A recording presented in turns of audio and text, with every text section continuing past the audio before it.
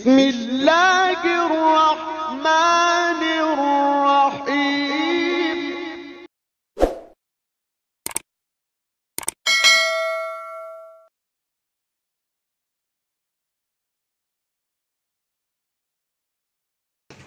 بسم الله الرحمن الرحيم. الحمد لله رب العالمين، والصلاة والسلام على أشرف الأنبياء والمرسلين سيدنا وسيد الأولين والآخرين وعلى آله وأصحابه وعلماء أمته أجمعين وعلى كل من دعا بدعوته واستنى بسنته واهتدى بهديه إلى يوم الدين. فأعوذ بالله من الشيطان الرجيم. بسم الله الرحمن الرحيم. يا أيها الذين آمنوا كتب عليكم الصيام كما كتب على الذين من قبلكم لعلكم تتقون. وعن أبي هريرة رضي الله تعالى عنه قال قال رسول الله صلى الله تعالى عليه وسلم من يأخذ عني هؤلاء الكلمات فيعمل بهن أو يعلمهن من يعمل بهن فقلت أنا يا رسول الله فأخذ بيدي وعد خمسا فقال اتق المحارم تكن أعبد الناس وارض بما قسم الله لك تكن أغنى الناس وأحسن إلى جارك تكن مؤمنا وأحب للناس ما تحب لنفسك تكن مسلما ولا تكثر الضحك فإن كثرة الضحك تميت القلب. وعن أبي سعيد الخدري رضي الله تعالى عنه قال قال رسول الله صلى الله تعالى عليه وسلم من أكل طيبا وعمل في سنة ومن الناس بوائقه دخل الجنة. فقال رجل يا رسول الله إن هذا اليوم في الناس لكثير. قال وسيكون في قرون بعدي أو كما قال صلی اللہ تعالی علیہ وسلم. بزرگوں، دوستوں، عزیز بھائیوں اور محترم ماں بہنوں، السلام علیکم ورحمۃ اللہ وبرکاتہ. آج کی بات شروع کرنے سے پہلے بہت سے ہمارے احباب کو، دوستوں کو آج ایک نہایت ہی افسوسناک اور غمناک خبر پہنچی ہوگی کہ ہم سب کی عقیدتوں اور محبتوں کا مرکز دارالعلوم دیوبند کے شیخ الحدیث و صدر المدرسین، رئیس المحققین و سرخیل محدثین حضرت اقدس مولانا مفتی سعید احمد صاحب پالن پوری رحمۃ اللہ تعالی علیہ رحمتاً واسعہ اس دار فانی کو چھوڑ کر دار بقا کی جانب رحلت فرما گئے. انا للہ و انا الیہ راجعون. ان للہ ما اخذ وله ما اعطى وكل شيء عنده الى اجل مسمى. حضرت اقدس رحمۃ اللہ تعالی علیہ بہت ہی مقتدر، محتشم اور معزز شخصیت تھے. حضرت کی زندگی میں ہمارے لیے بہت سے دروس اور بہت سے اسباق ہیں. حضرت کی زندگی جو واقعتاً قابل رشک اور لائق تقلید تھی. حضرت جو ہیں بانی دارالعلوم حضرت نانوتوی علیہ الرحمہ کی فکر کے امین تھے. آپ کی زندگی کے بے شمار پہلو ہمارے لیے قابل تقلید ہیں. جہد مسلسل، سعی پیہم، ادق سے ادق، مشکل سے مشکل کتابوں کو آسان کرنا، اوقات کی پابندی، دروس کا اہتمام، دین میں تصلب، کاموں میں انہماک، یہ وہ اوصاف ہیں آپ کی زندگی کے جو نہایت ہی قابل قدر ہیں اور لائق تقلید ہیں. یقیناً علمی دنیا کا یہ بہت بڑا خلا ہے. اللہ رب العزت حضرت والا کی بال بال بخشش فرمائے، آپ کے درجات کو بلند فرمائے، آپ کی قبر کو تا حد نظر کشادہ فرمائے اور نور سے منور فرمائے. آپ کے تمام ہی پسماندگان، چاہے آپ کے اہل خانہ ہو، اعزاء و اقارب ہوں، یا آپ کے وہ محب تلامذہ ہوں جنہوں نے آپ کے سامنے زانوِ تلمس طے کر کے علم حدیث، علم فقہ وغیرہ علوم سے آراستگی حاصل کی ہے، وہ آپ کے تلامذہ اور شاگرد ہوں، اور اسی طرح آپ کے محبین، متوسلین سبوں کو اللہ رب العزت صبر جمیل، اجر جزیل نصیب فرمائے، اور اللہ رب العزت ازہر ہند دارالعلوم دیوبند کو بھی آپ کا نعم البدل نصیب فرمائے۔ ہم سب کو حضرت والا کے حق میں دعائے مغفرت، رفع درجات کی دعا اور ایصال ثواب کرنا چاہیے۔ اللہ رب العزت حضرت والا کے درجات کو بلند فرمائے اور آپ کی تمام علمی خدمات کو بھی قبول فرمائے۔ آپ کو یہ سن کر تعجب ہوگا کہ حضرت نے تقریباً نصف صدی یعنی 48 سال تک تو دارالعلوم دیوبند میں درس دیا ہے۔ آپ اس سے سمجھ سکتے ہیں کہ حضرت کے تلامذہ کا جو حلقہ ہے وہ کس قدر وسیع ہوگا۔ سینکڑوں نہیں، ہزاروں کی تعداد میں آپ کے تلامذہ صرف ہندوستان نہیں بلکہ بیرون ممالک میں بھی، کیا عرب، کیا عجم، یورپ، امریکہ، سبھی ممالک میں آپ کے تلامذہ اور شاگرد پھیلے ہوئے ہیں اور دین کی خدمت کر رہے ہیں۔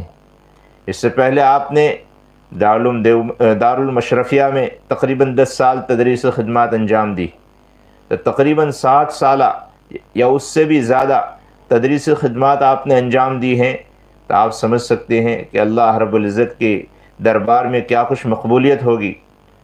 صرف دارالعلوم دیوبند کے شیخ الحدیث ہی نہیں تھے، صدر المدرسین ہی نہیں تھے، بلکہ آپ سینکڑوں مدارس و جامعات کے سرپرست بھی تھے۔ اللہ رب العزت حضرت والا کو پوری امت کی طرف سے بہترین بدلہ نصیب فرمائے۔ بزرگوں، دوستوں، علماء کا اس دنیا سے اٹھ جانا یہ بہت فکر کی بات ہے، یہ قرب قیامت کی علامت ہے۔ اللہ کے رسول صلی اللہ تعالیٰ علیہ وسلم نے فرمایا قرب قیامت بعلم اٹھا لیا جائے گا، اور اس کی تشریح کرتے ہوئے حضرات محدثین نے لکھا ہے کہ اس سے مراد حضرات علماء کرام کا یکے بعد دیگرے اٹھ جانا ہے۔ آپ دیکھیں پچھلے 2-4 سالوں میں آپ نظر دوڑائیں، کتنے بڑے بڑے اکابر علماء جو اپنے اپنے میدان کے سرخیل تھے اور جن سے سینکڑوں بلکہ لاکھوں لوگ متعلق اور وابستہ تھے، ایسے لوگ اس دنیا سے چل بسے۔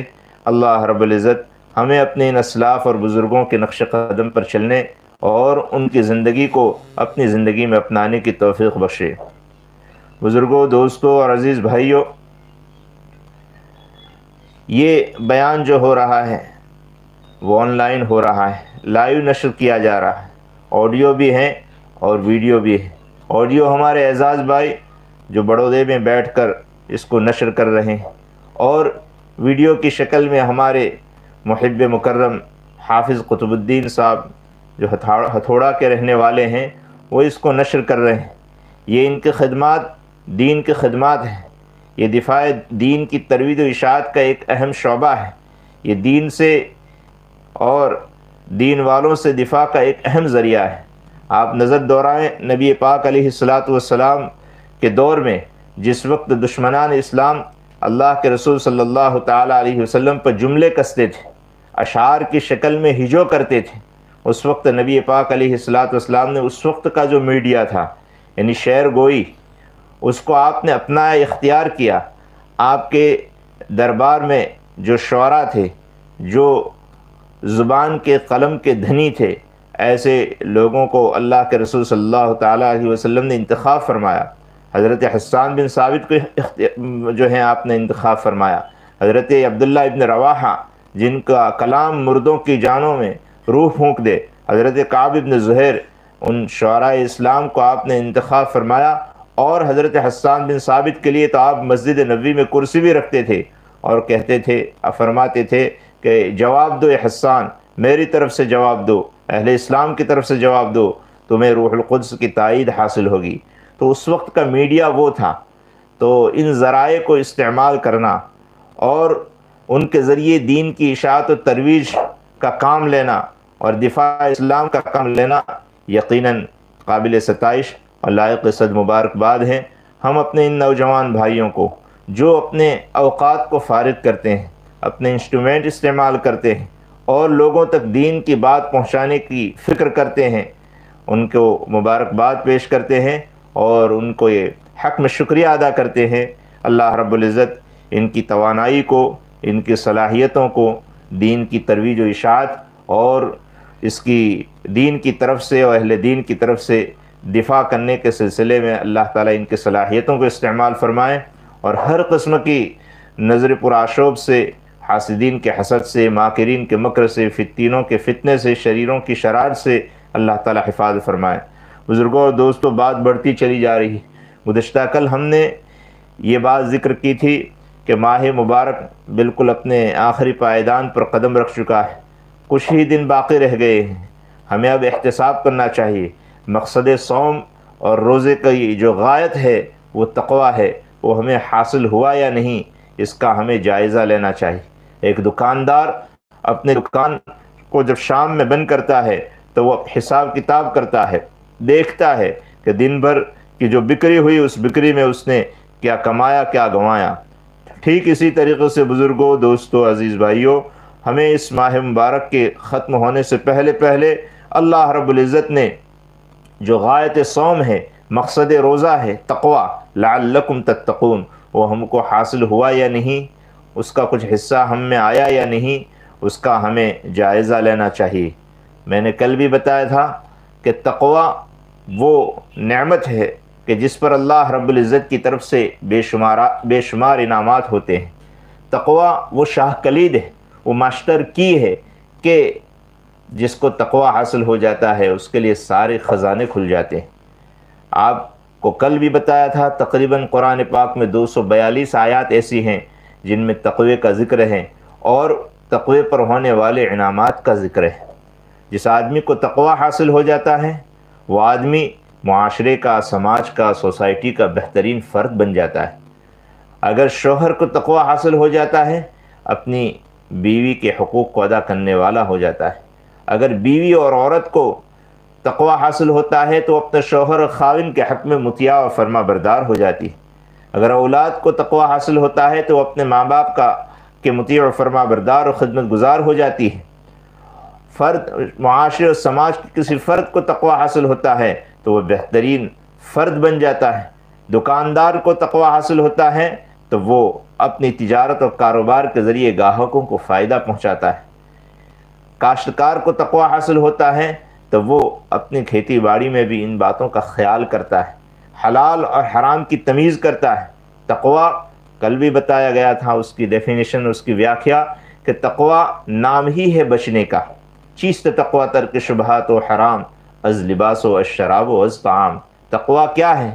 اللہ اور اللہ کے رسول کی جو حرام کردہ چیزیں ہیں، جو مشتبہ چیزیں ہیں، ان سے بچنے کا نام ہے۔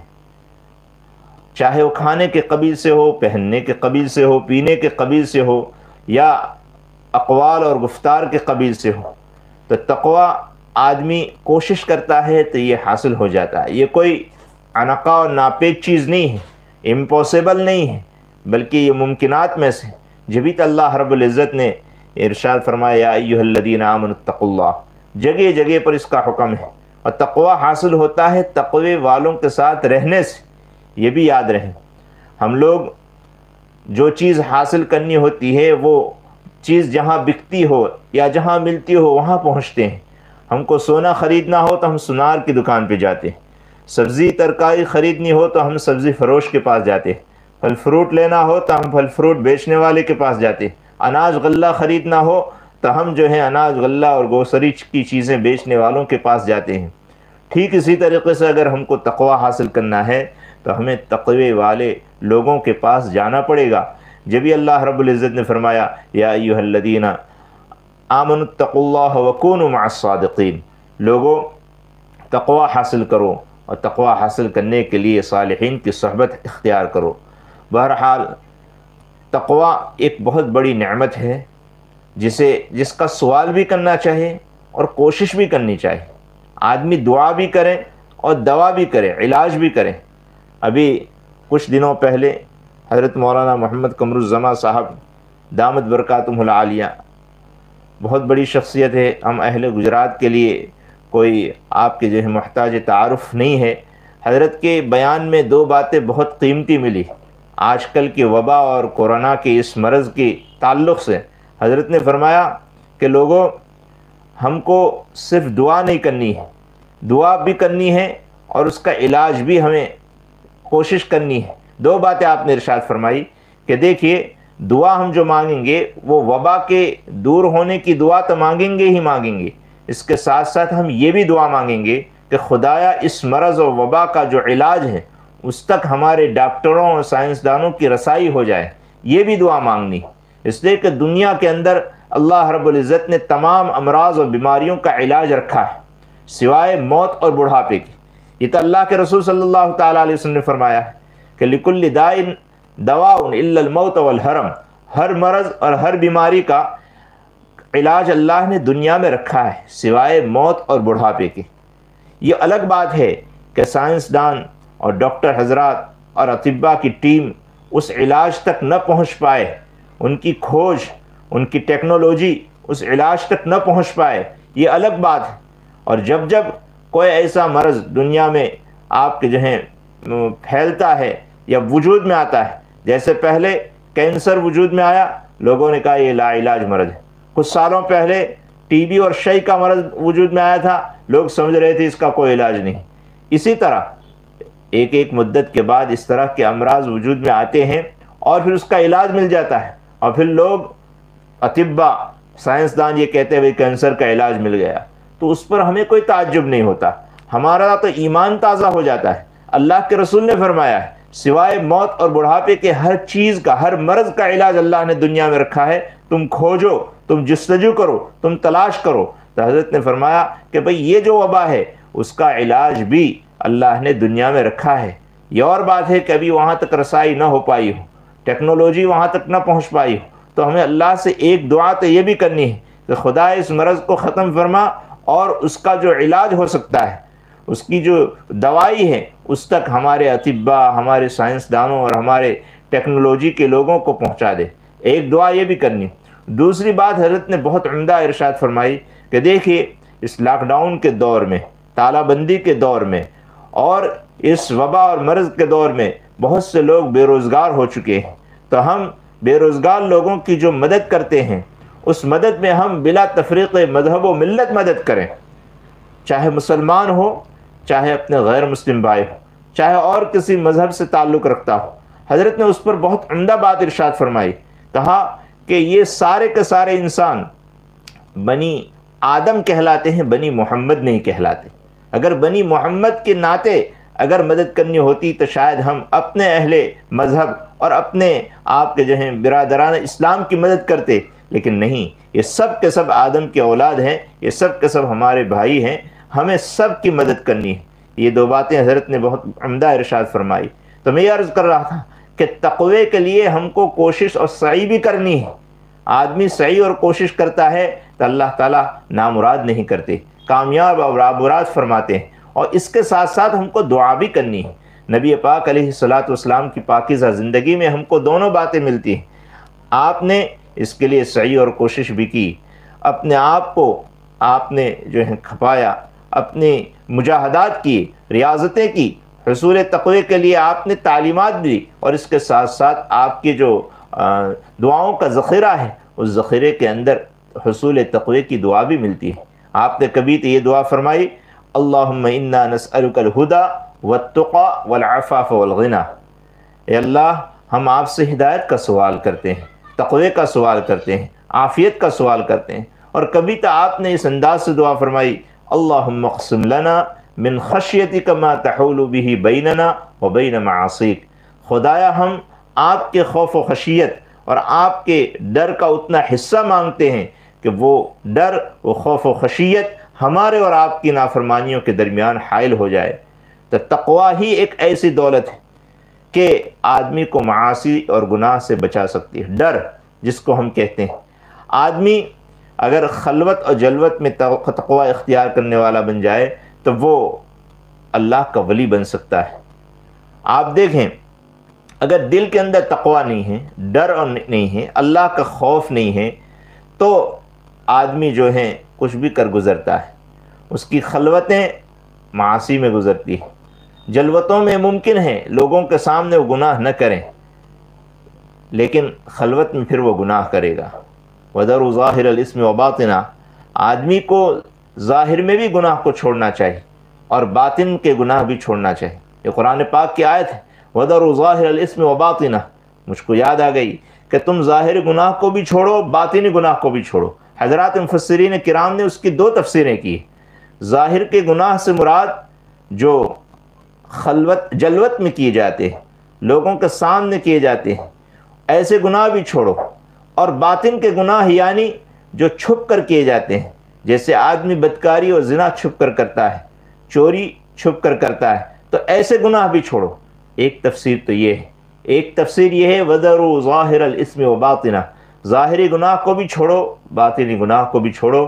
یعنی اعضاء جوارح سے صادر ہونے والے گناہ بھی چھوڑو، اور جو باطن کے یعنی قلب کے گناہ ہیں، کینہ، کپٹ، حسد، بغض، عداوت، یہ گناہ بھی چھوڑو. تو تقوی آدمی کے دل کے اندر آتا ہے تو پھر وہ معاصی سے بچتا ہے، خلوت میں بھی بچتا ہے، جلوت میں بھی بچتا ہے، حضر میں بھی بچتا ہے، سفر میں بھی بچتا ہے. آپ دیکھیے ایک صحابی اللہ کے رسول کی خدمت میں حاضر ہوئی، آ کر عرض کیا کہ یا رسول اللہ میں سفر میں جا رہا ہوں، مجھ کو کوئی نصیحت فرما دیجیے. آپ نے مختصر سے حدیث نصیحت فرمائی جس میں آپ نے فرمایا اتق اللہ حیث ما کنت.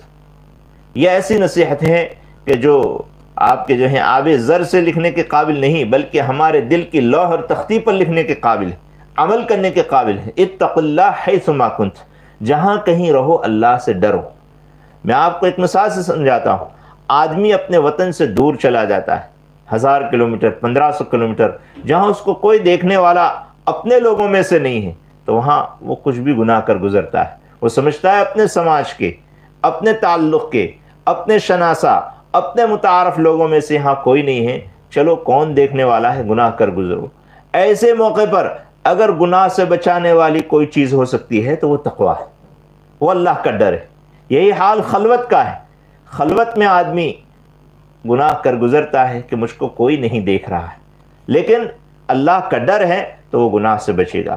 اس لیے بزرگوں اور دوستوں، تقوی اس کے لیے کوشش بھی کریں، سعی بھی کریں، اور صالحین کی صحبت اختیار کریں، بزرگوں سے وابستگی رکھیں، ان سے اپنی اصلاح چاہیں، اور اس کے ساتھ ساتھ اللہ کے حضور دعا بھی مانگے. انشاءاللہ یہ نعمت مل جائے گی، اور جب یہ نعمت ملے گی تو یہ شاہ کلید ہے، وہ ماسٹر کی ہے کہ جس سے سارے خزانے کھل جائیں گے. قرآن پاک میں کئی آیتوں میں تقوی پر مرتب ہونے والے انعامات اور اس کے ثمرات کو ذکر کیا ہے. وَمَن يَتَّقِ اللَّهَ يَجْعَلْ لَهُ مَخْرَجًا وَيَرْزُقْهُ مِنْ حَيْثُ لَا يَحْتَسِبُ. جو آدمی تقوی اختیار کرتا ہے، اللہ تعالیٰ اس کو ضیق سے، تنگی سے نکال کر فراخی اور وسعت عطا کرتے ہیں. اس کو ایسی جگہ سے رزق بہم پہنچاتے ہیں کہ اس کو اس کے وہم گمان میں بھی نہیں ہوتا ہے. اتقوا اللہ ویعلمکم اللہ. تقوی اختیار کرو، اللہ تعالیٰ آپ کو علم کی دولت سے مالا مال فرمائیں گے. ومن یتق اللہ یکفر لہ سیئاتہ ویعظم لہ اجرا. تقوی جو آدمی اختیار کرتا ہے، اللہ تعالیٰ اس کے سیئات سے درگزر فرماتے ہیں اور اس کو اجر عظیم عطا فرماتے ہیں. ولو ان اہل القرى آمنوا واتقوا لفتحنا علیہم برکات من السماء والارض. بستی کے لوگ اگر ایمان لے آتے ہیں اور اس کے ساتھ ساتھ تقوی اختیار کرتے ہیں، لفتحنا علیہم برکات من السماء والارض، تو ہم ان پر آسمان و زمین کے خزانے کھول دیں گے، دہانے کھول دیں گے. یہ سارے تقوی پر انعامات. ان تتقوا اللہ یجعل لکم فرقانا. اگر تم تقوی اختیار کرتے ہو تو رب تبارک و تعالی تم کو فرقان کی نعمت عطا کریں گے. یہ کیا نعمت ہے؟ حق و باطل کے درمیان کی تمیز، حلال و حرام کے درمیان کی تمیز، فرض اور منہی کے درمیان کی تمیز. یہ بہت بڑی نعمت ہے جو آدمی تقوی اختیار کر. یہ سارے انعامات قرآن پاک میں ہیں. جو آدمی تقوی اختیار کرتا ہے، اللہ رب العزت ان ساری نعمتوں سے اس کو مالا مال فرماتے ہیں. تو تقوی کے لیے کوشش بھی کرنی چاہیے اور اس کے لیے دعا بھی کرنی چاہیے. اور تقوی بزرگوں دوستو کچھ کرنے کا نام نہیں ہے، چھوڑنے کا نام ہے۔ اتق المحارم تکن اعبد الناس۔ میں نے ایک روایت پیش کی تھی حضرت ابو ہریرہ رضی اللہ تعالیٰ عنہ، قربان جائیے حضرت ابو ہریرہ رضی اللہ تعالیٰ عنہ پر، کہ آپ نے نبی پاک علیہ الصلاۃ والسلام کی ہر چھوٹی بڑی بات کو محفوظ کیا اور امت تک پہنچایا۔ پڑ گئے تھے اللہ کے رسول کے در پر، نہ کھانے کا فکر تھا نہ اور کوئی فکر تھا، بس بھوکے پیاسے اللہ کے رسول کے دربار میں پڑے رہتے تھے اور آپ کی مبارک زبان سے نکلنے والی باتوں کو محفوظ کر لیتے تھے۔ اور بلکہ ایسا بھی ہوا، آیا ہے حضرت عائشہ صدیقہ رضی اللہ تعالیٰ عنہ نے ایک مرتبہ نبی پاک علیہ الصلاۃ والسلام کی جس دنیا سے رخصت ہونے کے بعد ابو ہریرہ سے ایک مرتبہ عرض کیا، حالانکہ حضرت عائشہ صدیقہ رضی اللہ تعالیٰ عنہ بھی بہت آپ کے جو ہیں حدیث کے باب میں بہت ہی زیادہ روایتیں کرنے والی ہیں۔ حضرت ابو ہریرہ سے کہا کہ ابو ہریرہ، ہم گھر کے لوگ وہ باتیں نہیں جانتے جو باتیں تم اللہ کے رسول کی طرف سے نقل کرتے ہو۔ حضرت ابو ہریرہ رضی اللہ تعالیٰ عنہ نے مسکرا کر فرمایا کہ میری امی جان، آپ لوگوں کو تو سرما اور کنگھی وغیرہ نے مشغول کر دیا تھا، آئینہ وغیرہ نے، اور ابو ہریرہ کا حال ایسا تھا کہ وہ پراگندہ حال، بھوکا پیاسا اللہ کے رسول کے قدموں میں پڑا رہتا تھا کہ جو ہی آپ کوئی بات ارشاد فرمائے تو اس کو محفوظ کر لیتا تھا۔ اس طرح اللہ کے رسول کے فرامین اور ارشادات کا بہت بڑا ذخیرہ حضرت ابو ہریرہ رضی اللہ تعالیٰ عنہ نے محفوظ کر لیا۔ دوسری بھی وجوہات لکھی ہیں آپ کے حافظے کی قوت اور برکت کی۔ اللہ کے رسول صلی اللہ تعالیٰ علیہ وسلم نے چادر میں جو ہیں دم کر کے یا اس طریقے سے دعائیں دی ہیں۔ بہرحال حضرت ابو ہریرہ رضی اللہ تعالیٰ عنہ فرماتے اس روایت میں کہ اللہ کے رسول صلی اللہ تعالیٰ علیہ وسلم نے فرمایا، میں جو دو روایتیں شروع میں پڑھ چکا ہوں اس کا ترجمہ اور ہلکی سی تشریح کر کے بات کو ختم کروں گا۔ حضرت ابو ہریرہ نے فرمایا کہ اللہ کے رسول نے ایک مرتبہ ارشاد فرمایا کہ تم میں سے کوئی آدمی ہے جو مجھ سے کچھ کلمات کو سیکھیں، پھر وہ خود ان پر عمل کریں یا کسی ایسے آدمی کو سکھا دے جو عمل کرنے کے لیے آمادہ و تیار۔ اس سے ایک بات یہ بھی معلوم ہوئی کہ آدمی کے پاس علم ہے اور وقت پر وہ عمل نہیں کر سکتا تو کم از کم اسے اس کو پہنچا دینا چاہے ایسے لوگوں تک جو عمل کرنے کے لیے آمادہ و تیار ہو۔ حضرت ابو ہریرہ نے فرمایا، انا یا رسول اللہ، میں اس کے لیے آمادہ و تیار ہوں۔ اللہ کے رسول صلی اللہ تعالیٰ علیہ وسلم نے حضرت ابو ہریرہ کا ہاتھ پکڑا اور اس کے بعد 5 چیزیں شمار کروائی۔ سب سے پہلی چیز، سر دست، سر فہرست، فرسٹ نمبر پر آپ نے جو بات ارشاد فرمائی وہ یہ تھی، اتق المحارم تکن اعبد الناس۔ لوگوں، اللہ کا تقوی اختیار کرو، اللہ اور اللہ کے رسول کے حرام کردہ چیزوں سے بچو۔ اللہ کی نگاہ میں، اللہ کی فہرست میں، اللہ کی لسٹ میں سب سے بڑے عبادت گزار شمار ہوں گے۔ آج ہم کثرت نوافل، کثرت تلاوت، کثرت صدقات کو بہت آپ کے جو ہیں عبادت سمجھتے ہیں۔ یقیناً یہ بھی عبادتیں ہیں، لیکن اللہ کے رسول فرماتے ہیں کہ تقوی آدمی اختیار کرتا ہے اور محرمات سے بچتا ہے، مشتبہات سے بچتا ہے تو اللہ کی فہرست میں سب سے بڑا عبادت گزار۔ اگر فرائض کے اہتمام کے بعد، منہیات سے بچنے کے بعد اس سے زیادہ تلاوت نہیں ہو پاتی، اس سے زیادہ صدقات و خیرات نہیں ہو پاتے، وہ تہجد نہیں پڑھ پاتا، وہ اشراق و چاش نہیں پڑھ پاتا، لیکن اس کے قول و عمل سے، کردار اور گفتار سے کسی کو تکلیف نہیں پہنچتی اور وہ منہیات سے بچتا ہے، محرمات سے بچتا ہے تو اللہ کی نگاہ میں سب سے بڑا عبادت گزار۔ دوسری بات آپ نے ارشاد فرمائی، وَرْضَ بِمَا قَسَمَ اللَّهُ لَكَ تَكُنْ أَغْنَى النَّاسِ۔ اللہ نے تمہارے مقدر میں رزق کے لحاظ سے، صحت و تندرستی کے لحاظ سے جو کچھ لکھ رکھا ہے اس پر راضی ہو جاؤ، تم اللہ کے نگاہ میں سب سے بڑے مالدار شمار ہوں گے۔ ہم مالداری اسباب، وسائل اور مال و دولت کی بہتات اور کثرت کو سمجھتے ہیں۔ خود اللہ کے رسول صلی اللہ تعالیٰ علیہ وسلم نے اس کا انکار فرمایا کہ انما الغنا غنا النفس، مالداری دل کی بے نیازی کا نام ہے، اسباب کی بہتات اور کثرت کا نام نہیں ہے۔ اور اس روایت میں آپ نے فرمایا کہ ارضا بما قسم اللہ لک، اللہ نے تمہارے قسمت میں جو لکھا ہے اس پر راضی رہو، تم اللہ کی نگاہ میں سب سے بڑے مالدار شمار ہوں گے۔ بہت عمدہ بات ارشاد فرمائی ہے حضرت شیخ زکریا علیہ الرحمٰن، فضائل اعمال میں ہم اس کی تعلیم جو ہیں پڑھتے ہیں، کرتے ہیں اور سنتے بھی ہیں، اور آپ نے ارشاد فرمایا کہ دیکھو اللہ کی طرف سے دیے گئے تھوڑے سے رزق پر تم رضامند رہو گے تو کل قیامت کے دن اللہ رب العزت تمہارے تھوڑے سے اعمال پر راضی ہو جائیں گے۔ تو ورض بما قسم اللہ، جس کو ہم قناعت کہتے ہیں. ہمارے یہاں ایک چھوٹی سی کتاب پڑھائی جاتی ہے کریمہ، اس میں قناعت کے باب میں بہت عمدہ ایک شعر ہے: قناعت کند ہر کے نیک اختر است، قناعت بہرحال اولا ترست. قناعت نیک اختر آدمی، جو نیک نصیبے والا آدمی ہوتا ہے وہ قناعت اختیار کرتا ہے، اور قناعت بہرحال اچھی خصلت. تو دوسری بات آپ نے ارشاد فرمائی: ورض بما قسم اللہ لک تکن اغنی الناس واحسن الی جارک تکن مؤمنا. اپنے پڑوسیوں کے ساتھ اچھا سلوک اور برتاؤ کرو، تم واقعی مومن بن جاؤ گی. پڑوسی کسے باشد، اپنا عزیز اور رشتہ دار ہو یا غیر ہو، اپنا ہم مذہب ہو یعنی مسلمان ہو یا غیر مسلم ہو. علماء نے لکھا ہے کہ پڑوسیوں کی کئی قسمیں ہیں. ایک وہ پڑوسی جس کے تین حق آپ پر آتے ہیں. آپ کے پڑوس میں رہتا ہے، آپ کا رشتہ دار ہے اور مسلمان ہے. اس کے 3 حق آپ کو ادا کرنے پڑیں گے. ایک تو حق جوار، پڑوس میں رہنے کا حق، ایک حق قرابت، رشتہ داری کا حق، اور ایک حق ایمان، مومن ہونے کا حق. ایک پڑوسی آپ کا وہ ہے جو آپ کا رشتہ دار ہے اور آپ کے جو ہیں غیر مسلم ہیں، تو اس کے 2 حق ہیں، حق جوار کا اور حق قرابت کا، رشتہ داری کا حق اور پڑوس میں رہنے کا حق. ایک پڑوسی آپ کا ایسا ہے کہ جو آپ کا رشتہ دار نہیں ہے لیکن مسلمان ہے، تو اس کے بھی 2 حق، حق ایمان اور حق جوار، پڑوس کا حق اور مومن ہونے کا حق.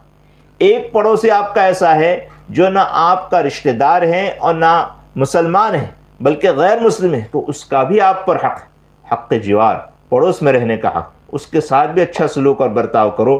پڑوسیوں کے باب میں بہت ساری ہدایتیں قرآن و حدیث میں آئی ہیں. ایک مرتبہ تو اللہ کے رسول نے، مجھے ایک حدیث یاد آئی، اللہ کے رسول نے ارشاد فرمایا: واللہ لا یؤمن واللہ لا یؤمن واللہ لا یؤمن. آپ نے 3 مرتبہ قسم کھا کے فرمایا: قسم بخدا وہ مومن نہیں، قسم بخدا وہ مومن نہیں، قسم بخدا وہ مومن نہیں. حضرات صحابہ کرام جو آپ کی مبارک زبان سے بات سن رہے تھے، ان کے کان کھڑے ہو گئے اور سوچنے لگے کہ آج کون قسمت کا مارا ہوا شخص ہے جس کے بعد میں 3 مرتبہ قسم کھا کے آپ نے فرمایا کہ واللہ لا یؤمن. اس کے بعد آپ نے فرمایا: الذی لا یأمن جارہ بوائقہ. وہ شخص کہ جس کا پڑوسی اس کی طرف سے آنے والی ایذا رسانیوں کے باب میں مأمون نہ ہو.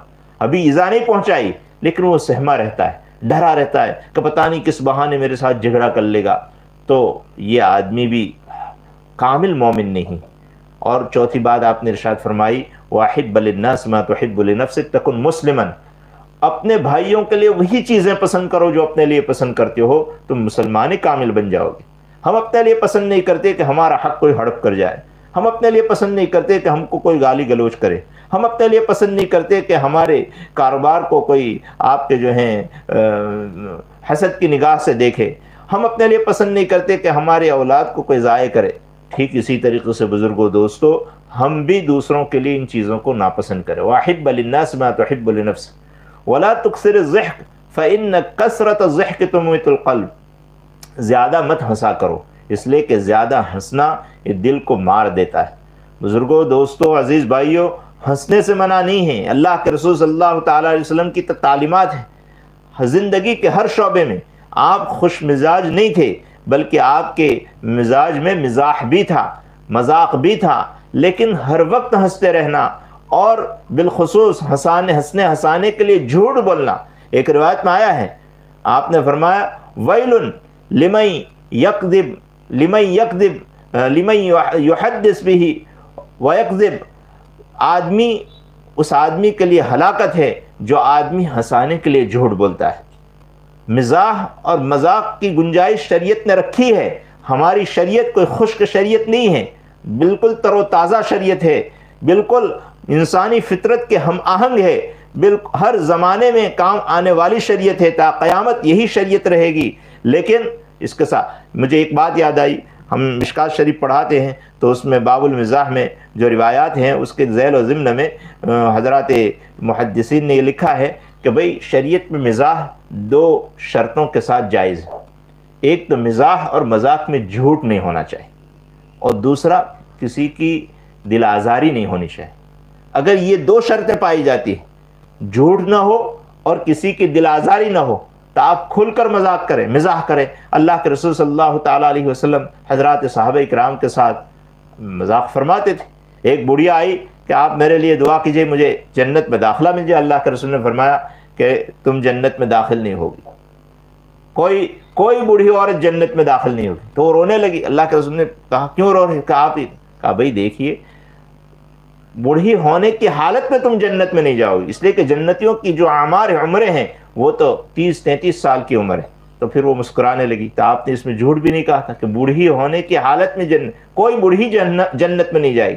آپ کے پاس ایک صحابی آئے، اللہ کے رسول صلی اللہ تعالی وسلم سواری، تو آپ نے فرمایا، سواری عنایت فرمایا، آپ نے فرمایا کہ میں اونٹنی نہیں دوں گا، اونٹنی کا بچہ دوں گا۔ تو وہ بھی تھوڑا سا تعجب سے دیکھنے لگے کہ اونٹنی کا بچہ سواری کے تھوڑی قابل ہوتا ہے۔ تو اللہ کے رسول صلی اللہ تعالیٰ علیہ وسلم نے فرمایا کہ بھئی کوئی بھی اونٹ ہو، کسی بھی اونٹنی کا تو بچہ ہوگا۔ بہرحال نبی پاک علیہ الصلوۃ والسلام کی مزاج میں بھی مزاح تھا، آپ یمازحہم، صحابہ کرام کے ساتھ مذاق فرماتے تھے۔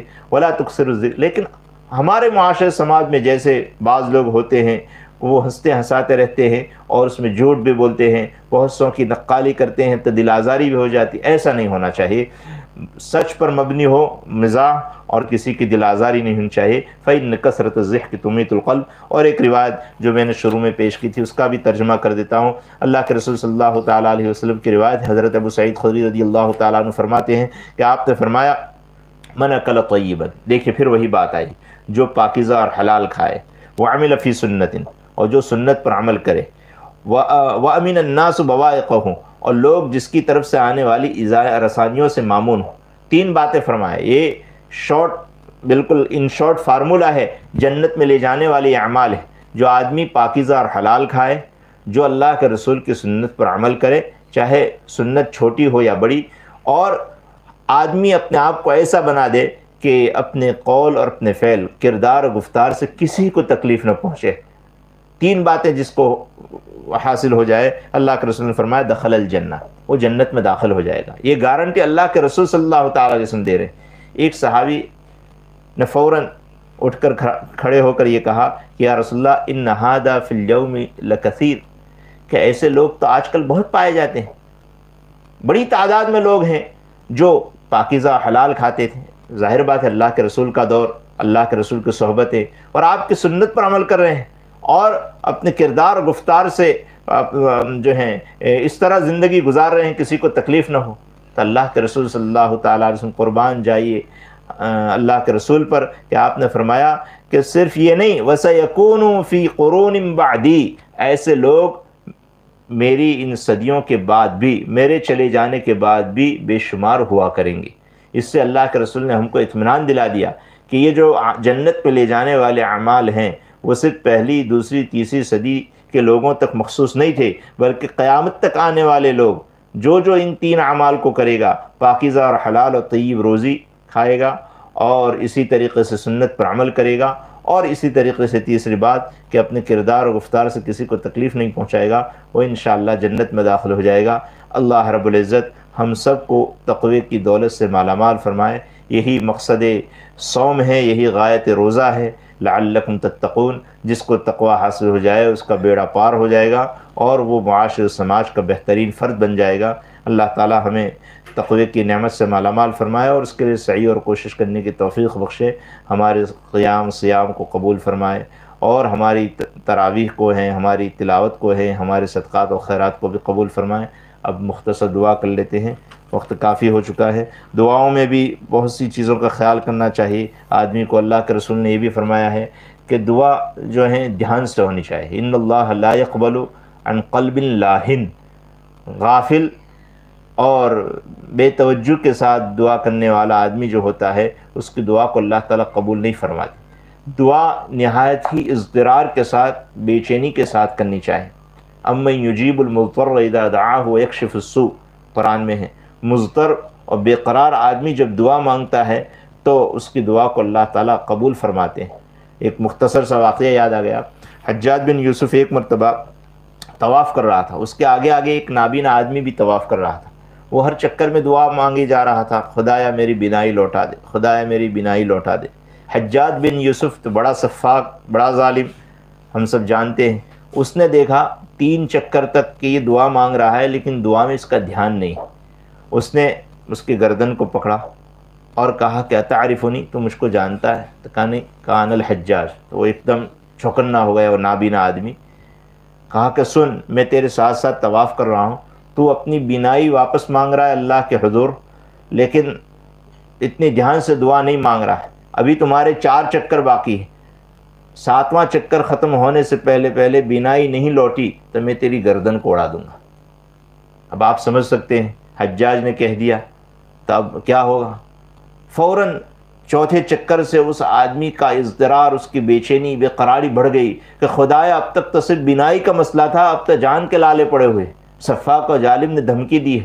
تو جیسے ہی اضطرار، بے چینی اور بے قراری بڑھ گئی تو لکھا ہے کتابوں میں کہ اس کا 7واں چکر ختم ہوا، اس سے پہلے پہلے اللہ نے اس کی بینائی لوٹا دی. امن یجیب المضطر اذا دعاہ ویکشف، یہ تو قرآن کہہ رہا ہے. جب مضطر اور بے قرار آدمی بے چینی اور بے قراری کے ساتھ دعا مانگتا ہے تو اللہ تعالیٰ اس کی دعا کو قبولیت کے زیور سے آراستہ فرماتے ہیں. تو اس بات کا خیال کرنا چاہیے کہ آدمی نہایت ہی دھیان سے دعا مانگے اور بے قراری اور اضطرار کے ساتھ مانگے، انشاءاللہ اللہ تعالیٰ دعا کو قبول کریں گے. مختصر دعا کر لیتے ہیں 2-5 منٹ. بسم اللہ الرحمن الرحیم. اللہم لک الحمد کلہ ولک الشکر کلہ ولک الخلق کلہ بیدک الامر کلہ والیک یرجع الامر کلہ علانیتہ وسرہ. اللہم لا احصی ثناء علیک انت کما اثنیت علی نفسک. اللہم صل علی سیدنا مولانا محمد وعلی آل سیدنا مولانا محمد صلاة تنجینا بها من جميع الاحوال والآفات وتقضي لنا بها جميع الحاجات وتطهرنا بها من جميع السيئات وترفعنا بها على الدرجات وتبلغنا بها أقصى الغايات من جميع الخيرات في الحياة وبعد الممات إنك على كل شيء قدير. اللهم ربنا ظلمنا أنفسنا وإن لم تغفر لنا وترحمنا لنكونن من الخاسرين. اللهم اغفر لنا ولوالدينا ولأساتذتنا ولمشايخنا ولإخواننا ولأخواتنا ولعزتنا ولأقاربنا ولأحبابنا ولأصدقائنا ولأزواجنا ولتلامذتنا ولأولادنا ولمن حق ومن وإحسان علينا يا أرحم الراحمين.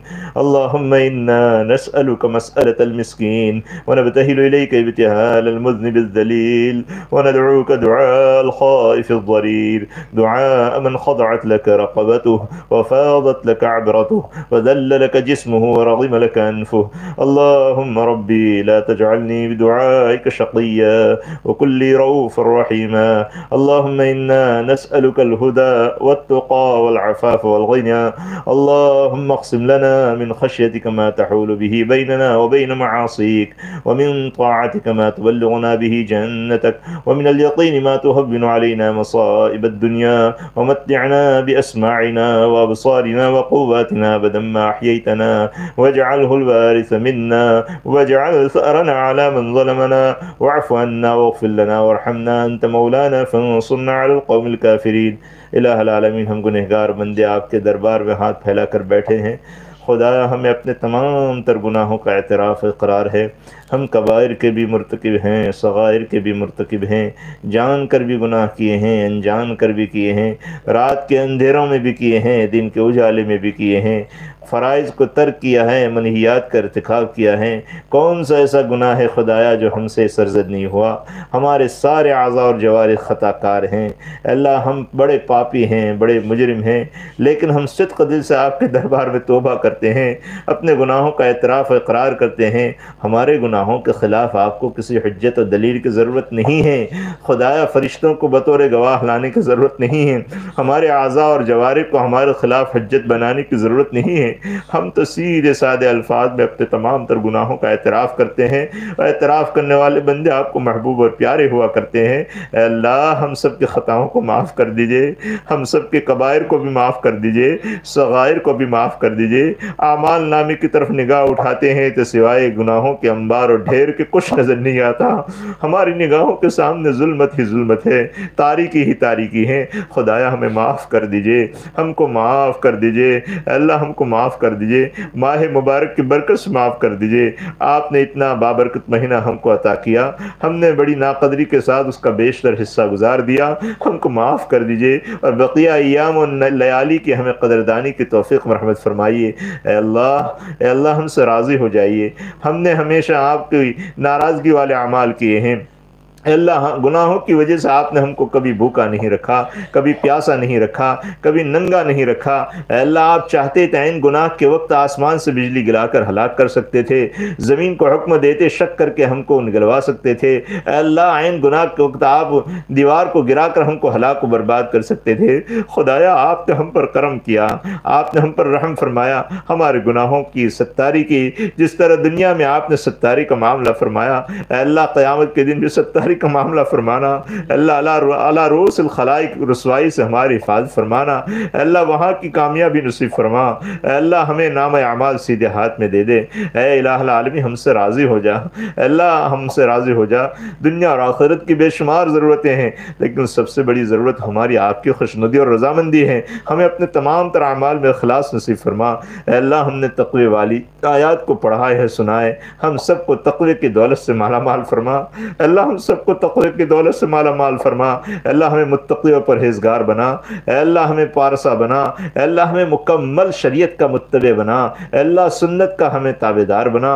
اے اللہ فرائض کا اہتمام التزام کرنے کی توفیق اور ہمت دے دے۔ اے اللہ منہیات سے بچنے کی توفیق دے دے۔ اے اللہ غفلت سے، سستی سے، کاہلی سے، اے اللہ نافرمانی سے، عصیان سے، اے اللہ ہماری اور ہمارے نسلوں کی حفاظت فرما۔ اے اللہ ہمارے ایمان و اعمال کی حفاظت فرما۔ اے اللہ ہمارے ایمان و اعمال کی حفاظت فرما۔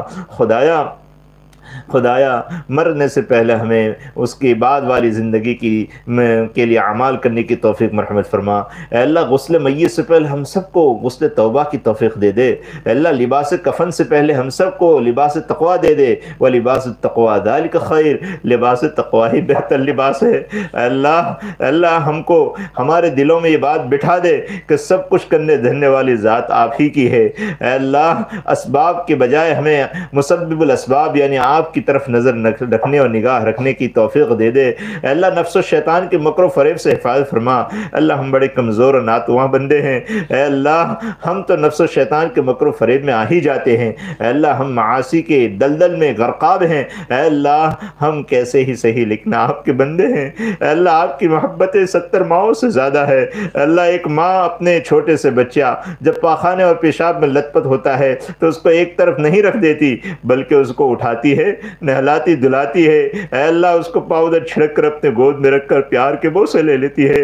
اے 70 ماؤں سے زیادہ محبت کرنے والے خدا، ہم گناہوں کے سمندر میں غرقاب ہیں۔ اے اللہ ہم گناہوں کی غلاظت میں ڈوبے ہوئے ہیں، ہم کو نکال کر اپنے آغوش رحمت میں لے لے، ہم کو نکال کر اپنے آغوش شفقت میں لے لے۔ اے اللہ اپنی بخشش سے ہمیں نواز دے، اے اللہ اپنی بخشش سے ہمیں نواز دے۔ اے اللہ یہ عتقم من النار کا عشرہ چل رہا ہے۔ اے اللہ لکھوں کا بندوں کو آپ جہنم سے چھٹکارے اور خلاصی کا پروانہ دیں گے۔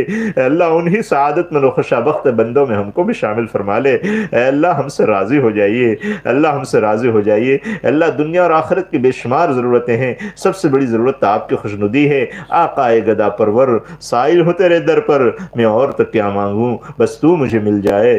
خدایا آپ کی خوشنودی اور رضامندی سے مالا مال فرمائیے۔ اللہ دنیا سے اس مرض و وبا کو دور فرمائیے۔ اے اللہ آپ کے بندے پریشان حال ہے، اے اللہ اس وبا و مرض کی وجہ سے اے اللہ بڑے پریشان حال ہے۔ اے اللہ رحم کا معاملہ فرمائیے، کرم کا معاملہ فرمائیے۔ اے اللہ اس وبا کو دنیا سے ختم فرمائیے۔ اے اللہ اس وبا کے آڑ میں آپ کے نام لیوا اسلام و اہل اسلام کے خلاف جو کچھ سازشیں و منصوبے ہو رہے ہوں اے اللہ ان کو ختم فرمائیے۔ اے اللہ آپ کی طاقت وہی طاقت ہے، کل کو آپ نے ابرہا کے لشکر کو چھوٹے سے پرندوں کے ذریعے ہلاک و برباد کیا تھا۔ اے اللہ آپ نے بدر و حنین اور احد کے میدان میں فرشتوں کو مدد کے لیے اتارا تھا۔ اللہ ہم کو معلوم ہے کہ بڑے قوی ایمان والے لوگ تھے، وہ صحابہ کرام تھے، وہ اللہ کے رسول کے صحبت یافتہ اور دست گرفتہ تھے۔ اے اللہ لیکن ہم بھی آپ کے نام لیوا ہیں، ہم انہی صحابہ کے نام لیوا ہیں، ہم اسی رسول کے نام لیوا ہیں۔ اے اللہ ہماری مدد فرما، اے اللہ ہماری مدد فرما۔ دنیا میں جہاں کہیں ظلم و ستم ہو رہا ہے اس کو ختم فرما، اور مظلوم و ستم رسیدہ لوگوں کی بھرپور نصرت و حمایت فرما۔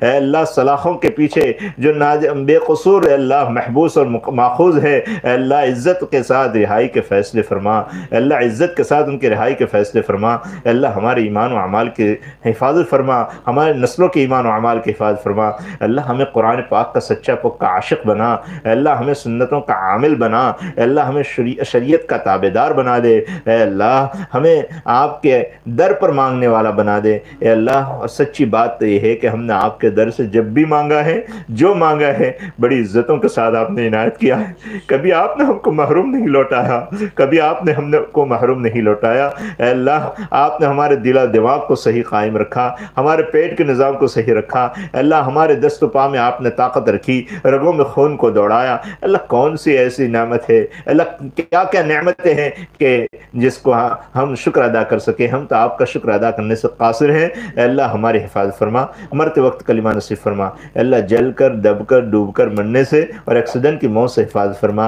اے اللہ آپ کے دین کی خدمت جو جس طرح کر رہا ہے، اپنی توانائی صرف کرتا ہے، اپنے مال و اسباب لگاتا ہے، اپنی صلاحیت کو لگاتا ہے، اپنے فہم و فراست کو کام میں لگاتا ہے، صلاح و مشورے سے دامے درمے سخنے جس طرح آپ کے دین کی خدمت کرتا ہے اور آپ کے دین سے دفاع کرتا ہے، اے اللہ ان کو قبول فرما، اللہ ان کو قبول فرما، مدارس کی، جامعات کی، مکاتب قرآنیہ کی، تبلیغی مراکز کی، خانقاہوں کی، درگاہوں کی، قبرستان کی حفاظت فرما اور دینی شخصیات کی حفاظت فرما، اے اللہ ہمارے اس ملک میں امن و امان قائم فرما، اے اللہ اس ملک میں امن و امان قائم فرما، اے اللہ بھائی چارگی و اخوت کو قائم فرما، اے الہ العالمین ہم بڑے کوتاہ ہیں، ہم اپنے برادران وطن اور ہمارے اپنے بھائی اور پڑوسیوں آپ کے سچے دین کو پہنچا نہیں سکے، یہ ہمارا قصور ہے، اے اللہ ہم ان کو متعارف نہیں کرا سکے، یہ ہمارا قصور ہے، اے اللہ ہم کو معاف کر دیجئے، اے اللہ ہم کو معاف کر دیجئے، اے اللہ پکڑ مت فرمائیے کہ ہم نے آپ کو علم دیا تھا، اے اللہ اتنا بڑا میدان دیا تھا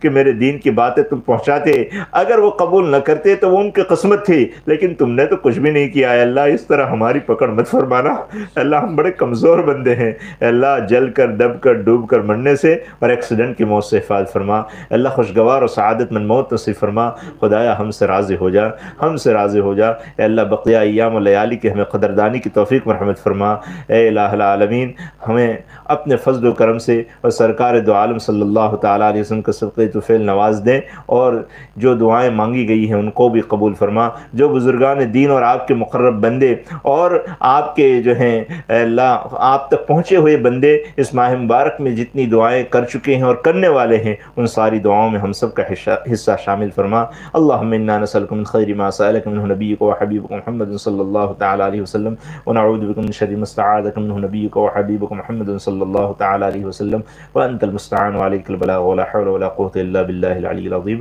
سبحان ربک رب العزة عما یصفون وسلام علی المرسلین والحمد للہ۔